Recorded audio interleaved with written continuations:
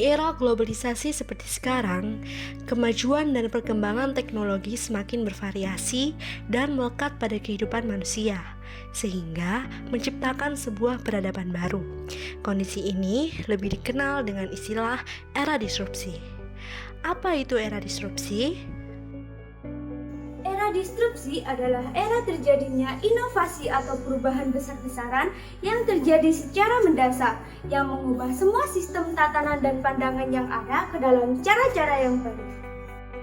Dua tokoh terkenal yang mempopulerkan istilah disrupsi, yakni Francis Fukuyama dan Clayton Christensen, berpendapat bahwa disrupsi adalah sebuah fenomena atau kejadian sebagai keterpecah belahan yang berdampak besar dan membawa perubahan yang mencakup dua arah, yakni ancaman dan gejolak. Lalu bagaimana dan apa itu disrupsi terhadap dunia pendidikan? Dalam dunia pendidikan adalah munculnya era revolusi industri dan pemanfaatan teknologi dalam proses belajar mengajar, sehingga konsep pendidikan yang masih menggunakan cara dan sistem yang lama akan kalah dalam bersaing, yang mana akan mempengaruhi kompetensi kemampuan peserta didik dalam menghadapi tantangan dan bersaing di masa depan. Akibat adanya globalisasi, tentu sistem pendidikan dan metode belajar mengajar saat ini perlu dikolaborasikan, diinovasikan, dan dikembangkan dengan teknologi yang ada, sehingga menghasilkan pembelajaran yang efektif dengan hasil yang maksimal. Perubahan di sistem pembelajaran yang low order thinking, di mana hanya menghafal dan mencatat, menjadi high order thinking, yakni sistem belajar dan kelompok yang menuntut siswa untuk lebih dapat menganalisa, memahami, dan menghasilkan suatu. Disrupsi pada dunia pendidikan memunculkan dua sisi kondisi.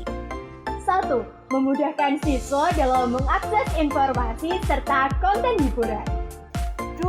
Siswa menjadi otodidak yang mengandalkan teknologi dalam belajar.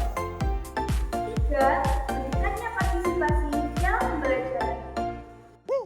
Pertama, menurunnya moral. Kedua, kecanduan internet yang berlebihan sampai lupa waktu. Ketiga, jarang berinteraksi dengan lingkungan sekitar. Dengan cara membentengi dan membekali diri melalui peningkatan hard skill maupun soft skill. 1.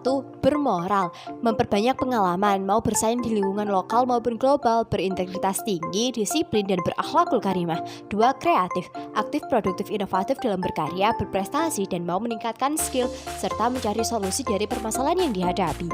3. Gotong royong, dapat berkomunikasi, bekerja sama, dan berkolaborasi dengan orang lain. 4. Mandiri, berdaya tangguh, memiliki etos kerja dan tidak bergantung pada orang lain.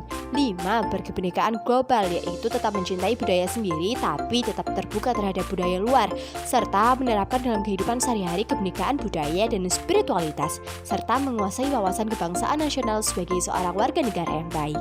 Apabila kita sudah dapat mengimplementasikan strategi dan karakter tersebut, maka pada akhirnya kita dapat berperan sebagai 1. Agen of change atau agen perubahan, yakni adanya tekad untuk berubah menjadi lebih baik. 2. Moral virtue atau kekuatan moral, yakni menjaga nilai moral yang baik dalam masyarakat. 3. Social control atau pengontrolan sosial, yakni pendekatan sosial terhadap kehidupan masyarakat.